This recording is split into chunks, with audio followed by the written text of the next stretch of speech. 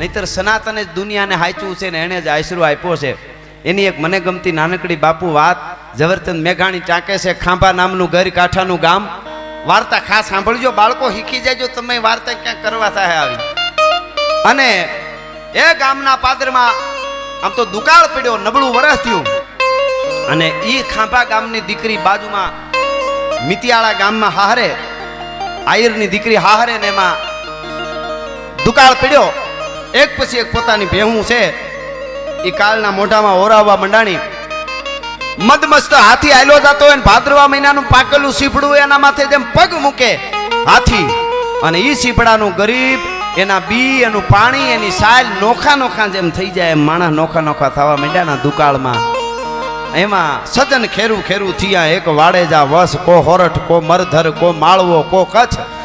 એવે ટાણે આયરની દીકરી હારે હતી અને એના પતિએ કીધું કે તારા ભાઈને બહુ સારો દહકો છે, એની પાસે પૈસા છે, એની પાસે દાણા છે, એની પાસે બધુંય છે, થોડું ઘણું જઈને કેમ તો આપણે વરહ ઉતરી જાય. એ પોતાના નાના 2-3 બાળકોને ભેળા લઈને આયરની દીકરી ખાંભાના પાદરમાં તેદી આવી. ઘણી વખત સમય એવો હોય છે કો કયા માણસમાં કોનામાં ક્યારે કેવો વિચાર આવી જાય કોઈ નક્કી ન કરી શકે. એ દીકરી હાલી આવે. એમાં પોતાનો ભાઈ છે રામભાઈ, નામ ભગત બાપુ દેતા વાતમાં. એ રામભાઈ આયર હિંડોળે હિંચકે છે ને આવતા જોઈ બેનને કે હાય હાય નબળું વરસ છે, મારી બેન હગી બેનો, મારી બેન આવે છે ને મારે મદદ કરવી પડી છે. પત્નીને કીધું કે હું પાછલે દરવાજેથી વાહે વયો જાઉં છું, એને કહી દેજો કે હું ઘરે નથી, બેનને જમાડી દેજે રોકાય તો. પણ વધારે રોકતી નહીં. ભાઈ પાછળ જાય, બેનની નજર પડી ગઈ. બેન આવી ફળિયામાં, ખબર પડી ગઈ મારો ભાઈ પસવાડે વયો ગયો. આવીને કીધું મારો ભાઈ ક્યાં? કે ઈ તો ઘરે નથી ને, બહાર ગામ ગયા 2-3 દિવસ. આવો બેન. ભોજાએ ભાભીને કીધું આવો, નણંદબાને કીધું આવો ભોજાએ. એટલે બેનને ધરતી માગ આપે તો હમાઈ જવાનું મન થયું કે હાય હાય હાય હાય. ક્યારેક ક્યારેક ધરતી માથે વરસાદનો દુકાળ પડે ત્યારે માણસના હૈયામાં માનવતાનો પણ દુકાળ પડી જાવ તો હોય છે. આટલું એ કાં સમજાતું નથી. અહીંયા અમીરસ કોઈ પાતું નથી, સતાય ઉભાસો મૂર્ખ આશા ધરીને. અહીંયા સ્વાર્થ વીણ કોઈ ઝેર પણ પાતું નથી. એને ખબર પડી ગઈ કે મારો ભાઈ મને જોઈને દેવું પડે ને એટલે પસવાડે વયો ગયો. ને વહેમું લાગ્યું, પાણીએ પીધું નહીં, પાછી વળી ગઈ. મારે બસ રોકાવું નથી, હું તો અહીં નીકળી હતી એમ કરીને નીકળી ગઈ. મારો ભાઈ, મેં 2 મીઠડા મારા ભાઈના દુખડા લીધા હોત ને તોય મારો થાક ઉતરી જાત. હું ધરાર ક્યાં લેવા આવી હતી. પણ સમય છે ને, સમય લડાવે લાડ, સમય જ કરાવે. સમય જ દુનિયાને કોઈ પણ જગ્યાએ આપણને સારો હોદ્દો મળ્યો હોય, આપણને પૈસા મળ્યા હોય, નામ મળ્યું હોય, એ સમય જ. હું મારા પ્રોગ્રામમાં ઘણીવાર જાહેર કહું છું, જાહેરમાં અત્યારે હું જાઉં એટલે હજારો માણસ બેઠા હોય, પડકારાના હાકલા દેકારા થાય ને તરત અંદરથી બોલે કોક કે ધીરો રે, તારું પાંસ્યું ન આવે ને રાજભા. એવા હતા એ વયા ગયા અને તારું પાંસ્યું ન આવે આગળ થવાના છે. અત્યારનો સમય તારે બોલવાનો આપ્યો છે, તારું તાણું હાંચવી નીકળી જાય એથી આગળ દુનિયામાં વધારે બીજું કાંઈ ન હોઈ શકે. અને પછી મેં એક ગીત લખ્યું છે. આ ગીત નથી કહેતો, જેણે જેણે હાચવા ટાણા એના ઇતિહાસ લખાણા. તાણું હાચવાની કિંમત છે. અત્યારે હું અહીં બોલું છું, તમને મજા આવે છે બધાય. આનું આવું કાલ બપોરે 12 વાગે એકલો આવીને અહીંયા ઉપાડું તો હડ કે લે ગઢવી ગાંડા થઈ ગયા. હાંજે બોલતા હતા તો રેડી હતું, આ હવારમાં કંઈક થઈ ગયું કે પણ હું તો હાંજે ગાવીનું ગાઉં છું. પણ નહીં, હટાણે એ ટાણું નથી. ટાણું હાચવી લેવું, સમય હાચવી લેવો. ગમે એવું મેરુભા બાપુ કહેતા, આપણને ગરબે રમતા આવડતું હોય તો આખું ગામ રમતું હોય ત્યાં રમી તો જ હારા લાગી. આખું ગામ ચોકમાં રમતો હોય ને આપણે ઝાપે જમાવ્યું હોય, માં અંબા તો રમવા નીકળ્યા તો દુનિયા ગાંડો ગણે. સમયની સાથે જે સમયને જેણે પકડી લીધો, જેણે જેણે હાચવા ટાણા. બેનો દીકરી બેઠા એટલે એક વાત કરતો, કોઈ બેન દીકરી પૈસાવાળામાં હાહરે હોય, હાહર્યું બહુ પૈસાવાળું હોય, ભાઈ હાવ ગરીબ હોય, હાવ ગરીબ. હાહર્યું બહુ પૈસાવાળું હોય, એમાં બેનના ભાણિયાઓના લગ્ન આવે, ભાઈને બેન કંકોત્રી મોકલે, ભાઈ હાવ ગરીબ હોય. વિચાર કરે બેનને મામેરામાં હું લઈ જાઉં. અને અભેરાયેથી કાંધીએથી જૂનો તાહડો ઉતારી એ ત્રાહડાને કહારાને નવો કરાવીને ઓટાવીને પછેડીમાં બાંધીને ખંભે લઈને મામેરામાં ઊભો રહીએ ને તો લાખોના મામેરા દેવા આવ્યા હોય ને બીજા, એ બેનને ન દેખાય. બેનને ભાઈનો ત્રાહડો દેખાતો હોય કે મારો વીર ત્રાહડો લઈને આવી ગયો છે, ઊભો છે. શું કામે ખબર? તાણે આવી ગયો ને ઈ. પણ ઈનો ઈ અવળું હોય, બેન ગરીબમાં હારે હોય, ભાઈ બહુ રૂપિયાવાળો હોય. અને બેન કંકોત્રી મોકલે, ભાણિયાઓના લગ્ન હોય. અને ભાઈ એમ કે એકચ્યુઅલી દુબઈમાં મીટિંગ છે, પહોંચી નહીં શકું, પછી આવી જઈશ. અને પછી લગ્ન પછી ભાઈ દુબઈથી ડાયમંડનો હાર લેતો આવે અને એમ કે બેન લે તારા માટે લઈ આવ્યો છું. લગ્નમાં નહોતું પુગાડું ને, ટાકણખાર બેન હોય તો કહી દે કોઈક ભિખારીને દઈ દેજે, મારે તારી જરૂર હતી, તારા હારની જરૂર નથી. ટાણાની જ કિંમત જેણે જેણે હાચવા ટાણા એના ઇતિહાસ લખાણા. વરસાદ અટાણે આવે કેટલી મજા આવે. મારો બાપલિયો આવ્યો, મારો વિહામાં એનો શિયાળામાં આવતો તો આપણે શું કહેતા, મરો મરો આ બાજુ ગુડાઈ નહીં. મેં જ છે ને, હવે એ તો આપણો બાપ કહેવાય, અંદાતા કહેવાય ને મેં, છતાંય મરો મરો આગો જાય. શું કામે? ઈ ટાણો નથી. જો ટાણા વગરનો આવે ને તો વરસાદ હોય તો દુનિયા જાકારો દઈ દે. સમય મેળ્યો હોય ત્યારે વરહી લેવું, એ વાત હાવ હકીકત છે. ટાણું હોઈ ગયા પછી પૂરું થઈ ગયું છે. ભગત બાપુનો દુહો છે, સોમાહે વાદળ ચડે એની આરતીઓ થાય, બાકી હિયાળે ઉનાળે સદાય એનું કાળું મોઢું કાગડા. પછી એનું કોઈ ઓલું નથી. એટલે મારે આ વાત, ઈ બાઈ દીકરી પાછી વળી ગઈ, આયરની દીકરી પોતાના ભાઈ ને રોકાણી નહીં, આહુડા પડી ગયા આંખમાંથી. અરે બાળકો છે, ધોમ તડકાની ઉગાડા પગે હાલી જાય. એમાં ઈ ખાંભા ગામમાં, ગામના પાદરમાં એક ઝૂંપડું, ફળિયું, ફળિયામાં એક લીમડો, લીમડા હેઠ ખાટલો, ઈ ખાટલા માથે મેપા વણકર નામનો એક વણકર બેઠો બેઠો વેજા વણે. એની નજર પડી. ક્યાં નજર પડી? છોકરાઓ સમજો છો ને વાત વાર્તા? વાહ વાહ વાહ. ઓલી જે બેન એના હગા ભાઈ ન્યા ગઈ હતી, ત્યાંથી ભાઈ હતાઈ ગયો એટલે પાછી વળી.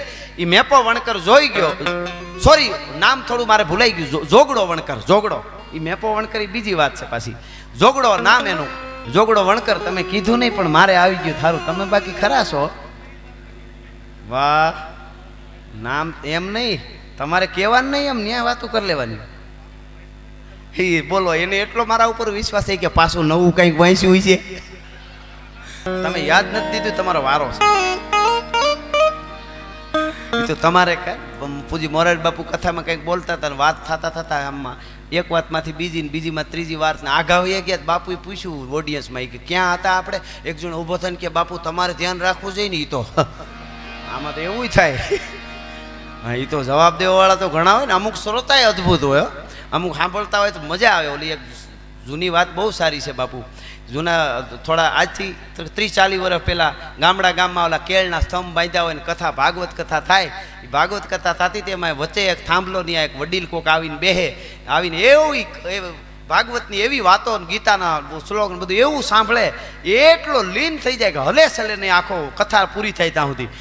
ઓલા કથાકાર હતા એની વધારે નજર એના સામી જ જાય, વધારે સમજતા હોય એટલે એમાં 1 દી 2 દી 3 દી 4 દી 5 દી 5મે દી નહોતો તો કથાકારને બહુ મજા ન આવી કે આ હતો ઓલો માણસ જે સમજતો તો 5 દી થા, આજ કેમ નહીં હોય? કાંઈ વાંધો નહીં, કામકાજ છે ને બહાર ગયો છે. બીજે દી 6 દી પાછો આવીને બેસી ગયો જ્યાં હતો ત્યાં સાંભળતો હતો. કથા પૂરી થતી ને એક બાજુ બોલાવી અને કથાકાર જે ભાગવતકાર હતા એમણે પૂછ્યું કે ભાઈ તમે એવી કથા સાંભળો છો, એક એક મોતીડાને જેમ હંસ મોતી વીણે એમ તમે વાતોને જાણે આમ કેચઅપ કરતા હો, પણ એક વાત કહું, કાલે તમે કેમ નહોતા? મને મજા નહોતા આવતી, તમે આમ હામાં બેઠા હોત મજા આવે. કાલે તમે ક્યાં ગયા હતા? ઓલો ગામડાનો માણસ કહે, બહુ મોટી વાત છે, નાની પણ બહુ મોટી વાત, વિરાટ. એ ગામડાનો માણસ કહે, બાપુ એવું છે કે હું કથામાં તો કાયમ આવું છું ને આવવાનો જ હતો, પણ કાલે એક ઘટના એવી બની, મારી ત્યાં એક 22 વર્ષથી એક મહેમાન આવ્યો હતો ને, એ કાલે વિદાય લઈ ગયો ને એને ગામના પાદર સુધી મૂકવા ગયો હતો. હકીકતમાં એનો 22 વર્ષનો દીકરો ગુજરી ગયો હતો, એટલે એની શમશાન યાત્રામાં ગયો હતો એમ કહેવા માંગતો. તમે વિચાર કરો, ઓલા કથાકાર એને પગે લાગ્યા કે અમે તો વાતો કરીએ છીએ પણ તે ગીતા વાંચી નથી, તું ગીતાને પી ગયો છો. તમે કોલસામાં પીડ્યા પણ કાળા ન થયા હો, તમે સમંદરમાં પીડ્યા પણ પલળ્યા નહીં કહો, તમે ગીતાને પી ગયા છો. તમે જીવી બતાવ્યું કે 22 વર્ષથી એક મહેમાન હતો, એ 22 વર્ષનો દીકરો વયો ગયો કે મહેમાનની જેમ વળાવીને પાછા આવીને ગીતામાં બેસી ગયા. આ વાત છે. એમ અહીંયા જોગડો વણકર જોઈ ગયો કે આ બેન હમણાં જાતી હતી એના ભાઈને ઘેરે ત્યાં ઉતાવળે પગે જાતી હતી, હરખમાં જાતી હતી, અને વળતા રોતી રોતી એટલી વારમાં કાં નીકળી, આવકાર નહીં મળ્યો હોય. ઉઘાડા પગે હળી કાઢી જોગડા વણકર નામના જેને કહેવાય છે એને ઈ માણસે આડો ફરીને, બેન જય શ્રી કૃષ્ણ, રામ રામ, જય માતાજી, રામ રામ રામ રામ. એટલે બેન આહુડા લોહી નાખ્યા. કેમ બેન રોવા માંડી? હમણાં જાતી હતી તઈ હરખમાં દેખાતી હતી, એટલી વારમાં રોવા માંડી બેન? કાંઈ નહીં ભાઈ, કાંઈ નહીં. નહીં બેન, હું તારો જ્ઞાતિનો નથી, હું વણકર છું. પણ બેન તારા ગામના નાતે હું તારો ભાઈ કહેવાઉં, તારા ગામનો છું ને તારો ભાઈ કહેવાઉં, અને ગામને નાતે મામેરીઓ કહેવાઉં. તારો ભાઈ જો મામેરું શું કે તો મારે પૂરવું જોઈએ, સાચું ન કે તો તારા ભાઈના સોગન છે આ જોગડા વણકરના. બેન મને સાચું કે, સાચી વાત કર, તું હું કામ રો છો? સોગન દીધા ને બેન વધારે રોવા માંડી. ભાઈ એવું બન્યું, મારો હગો ભાઈ મને ભાળીને પસવાડે વયો ગયો ને ભાભીએ કહી દીધું કે તમારો ભાઈ બહારગામ ગયા છે. મને કાંઈ ન આપ્યું એનો મને કોઈ દુઃખ નથી. મારો ભાઈ મને મળ્યો હોત ને હું 2 મીઠડા લેત, દુખડા લઈ લેત ને, વારણા લઈ લેત ને, મારો થાક ઉતરી જાત, મારે ઓવારણા લેવાતા. પણ મારો ભાઈ વયો ગયો પસવાડે. કાંઈ વાંધો નહીં બેન, હું તારો ભાઈ છું, મારાથી થાય એવી મહેમાનગતિ કરીશ. નો આવ્યો મારા ઘરે તો મારા સોગન છે. એ ધરાર તાણ કરી જોગડો વણકર પોતાના ઘરે લઈ જાય છે, ગાડું જોડે છે. પોતાના 2 બળદિયા હતા, બળદિયા જોડ્યા, ગાડું જોડ્યું, થોડોક બાજરો, થોડીક જુવાર, બાચકા લઈને ગાડામાં મૂક્યા. એના પાસે હતું એ પ્રમાણે થોડાક પૈસા કાવડિયા આપ્યા હાથમાં. પોતાના 10-11 વર્ષના, જો અહીં બાળકો છે એટલે કહું છું, બુદ્ધિ કાંઈ મોટા થઈ તો જ આવે એવું ન હોય. 11 વર્ષના પોતાના દીકરાને કીધું કે બેટા ફૂઈને એના ઘરે મૂકી આવી. અને 11 વર્ષનો દીકરો ગાડું જોડીને મૂકવા જાય છે મિતિયાળા. અહીંયા હાંજ પડી ગઈ, 11 વર્ષનો દીકરો હજી આવ્યો નથી. વાળું કર્યા પછી હુવા ટાણે જોગડા વણકરે એની પત્નીને કીધું કે જરાક પાણી ભરી દેજે. લોટો લઈને પાણી ભરી દેવા આવી ને તો આમ હેઠું જોઈને દીધું એટલે જોગડાને કંઈક વેમ થયો, કેમ હામું નથી જોતી. હરખું જોયું તો દીવાના અંજવાળે ખબર પડી કે આહુડા પડે છે પોતાની પત્નીને. કે તું કેમ રોવે છે? કે કાંઈ નહીં, એમ જ. નહીં, મેં ઓલી બેન, મારી હગી બેન નહોતી, એ તો આયરની દીકરી હતી, છતાંય મેં એને આટલો બાજરો ને આટલા દાણા દઈ દીધા અને આપણા દીકરાને મૂકવા મોકલ્યો એટલે તને બરાબર નો મજા આવી એમ મેં આપી દીધું. ઈ અરે વણકર, તમારી ઓઢણું ઓઢીને આવી છું, આ ખોરડું રહેવાનું છે એ દઈ દો ને તોય મને ફેર ન પડે. ભલા માણસ તમારું ઓઢણું ઓઢ્યું છે એટલા માટે હું નથી રોતી. આ આપણું લોક સાહિત્ય છે, આ જીવન છે. જીવનના મૂલ્યોની વાતો બહુ જરૂરી છે. મેઘાણી કહે છે કે તમે 6 મહિના સુધી બાળકને ડોક્ટરો કહે ને માનું ધાવણ ગણ કરે, એમ જીવનમાં લોક સાહિત્ય મેઘાણી કે ગણ કરે છે. તમારે જીવવું હોય તો. એને કીધું કે એમ હું નથી રોતી. કે તો કેમ તને આંસુ આવે છે? કે આંસુ એટલે આવે છે વણકર, તમે તમારી બેન ન હોવા છતાં ગામને નાતે બેન બનાવીને એને બાજરો ને જુવારે આપ્યા ને દીકરાને મોકલ્યો ને, ઈ સંસ્કાર તો તમારી માએ દીધેલા છે. ઈ તો તમારા માના ધાવણના ગુણ છે, એટલે ઈ સંસ્કાર છે, એટલે તમે એને ઈ બધું આપી દીધું છે. પણ મારો 11 વર્ષનો ગયો છે ને મૂકવા, ઈ ફૂઈને કાંઈ દીધા વગર આવે તો મારું ધાવણ લાજે, એના દુઃખમાં મને આહું આવે છે.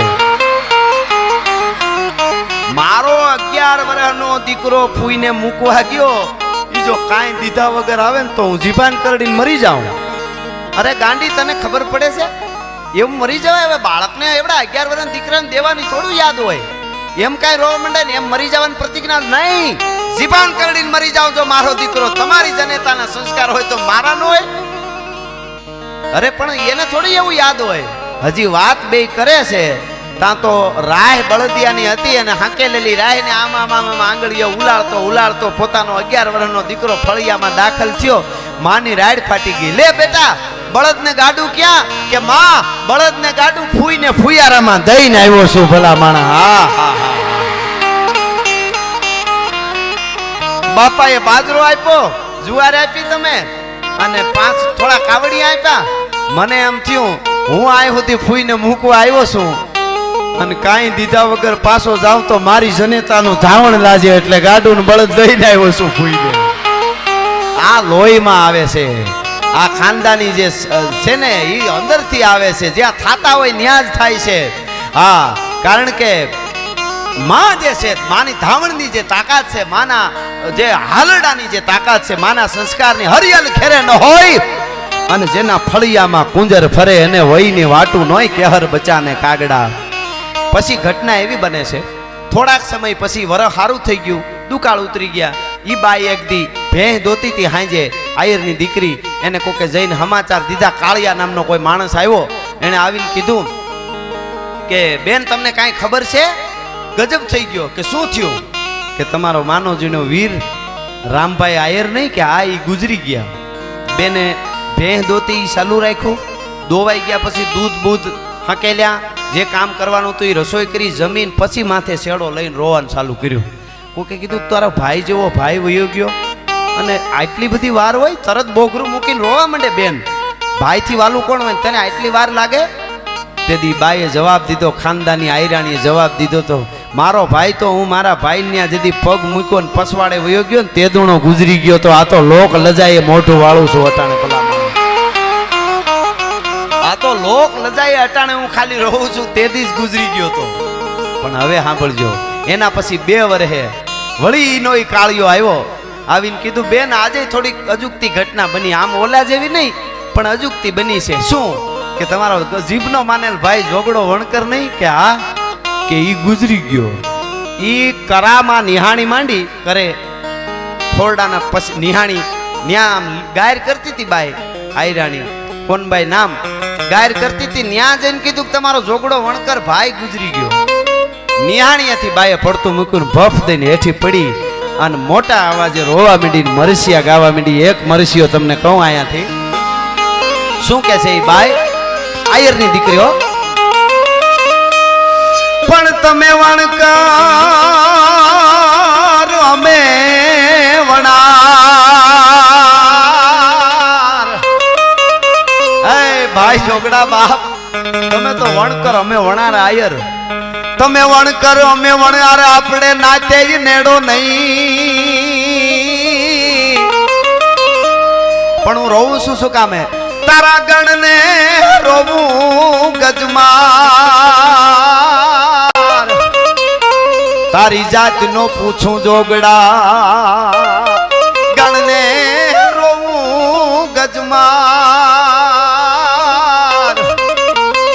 તારી જાત પૂછું નહીં જોગડા. તમે વણકર અમે વણાર, આપણે નાચે નેડા નહીં, નજીક નથી. કહેવાનો અર્થ મારો એટલો છે, ગણને જોઈજો. તમે જ્ઞાતિ નો જોતા, જ્યાં હોન્યા ગણ હું પડ્યો છે.